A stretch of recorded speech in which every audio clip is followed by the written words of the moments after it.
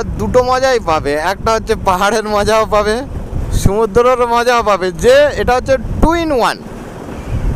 শুধু সমুদ্র যারা ভালোবাসে, পাহাড় ভালোবাসে, দুটোকেই ভালোবাসে, সে কোনোটাই মিস করতে যায় না। তখন কিন্তু এই পাহাড় আর সমুদ্রর এই জায়গাটা আসলেই কিন্তু, বিশাখাপট্টনম আসলেই কিন্তু সব থেকে বেশি ভালো লাগবে।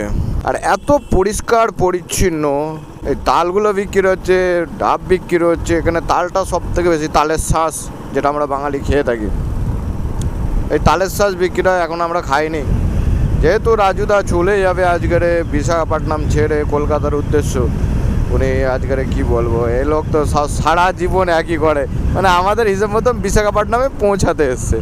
তো আমরা রাজুদাকে বলেছি যে তুমি এখান দিয়ে ট্রেনে বাইক তুলে দাও, আর বেশি কি নেবে না, হয়তো 2,5-3 হাজার টাকা নেবে, আর তুমিও ট্রেনে চলে যাও। কেন এখান থেকে 900 কিলোমিটার রাস্তা, 900 কিলোমিটার রাস্তা বাইক একা একা চালিয়ে না যাওয়াটাই ভালো। আর এই যে কত সুন্দর সৌন্দর্য, এই গাছগুলো বসেছে, সত্যি খুব সুন্দর। এই হলুদ হলুদ ফুল, আহা, মন জুড়িয়ে যাচ্ছে সৌন্দর্য দেখে। আর পুরো ফাঁকা রাস্তা, গাড়ি চালাতেও খুব ভালো লাগে।